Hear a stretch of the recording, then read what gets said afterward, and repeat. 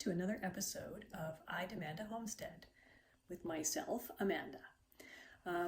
Today I'm going to show you how we set up what we call our grow up, which is where we kind of grow our lettuces and herbs in the winter time.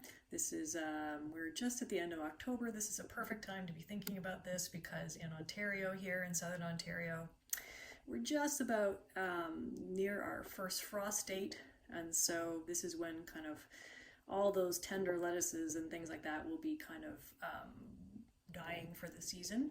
So this is what we then will be planting so that we'll have lettuces starting in about 5 or 6 weeks from now. So you can kind of see it's a very simple setup.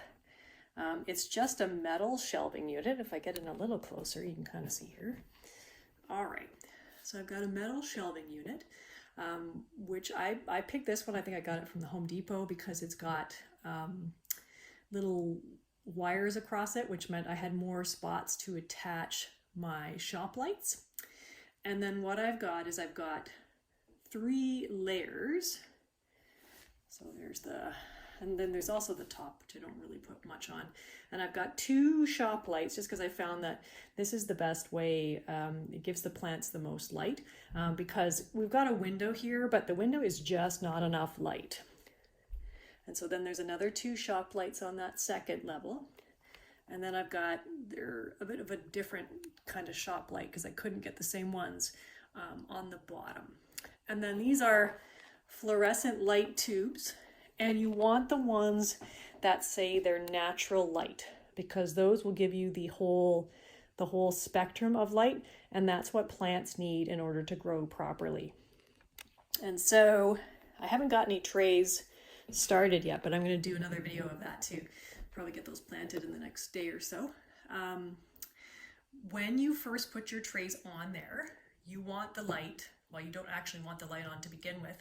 You don't want any light on there until the seeds germinate. And then once they've germinated, you want the light to be close enough so that it's about 1 inch away from your plants. So the nice thing about these, if I show you this one, is it's on a chain, which I kind of rigged up with either some wire or I think this is a twist tie that's kind of rigged through the shop light there. And it's on a chain with little S hooks that I can adjust up and down depending on the height of the plant. So I can raise them up, I can raise them down. We start with them down and then they go up higher as the plants get taller.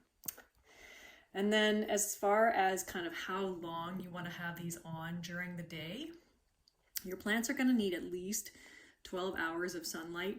I'll give mine a little bit longer. You can, if you want, you can just kind of manually turn these off and on. What I use is a timer. There we go. So this one is just a Noma timer.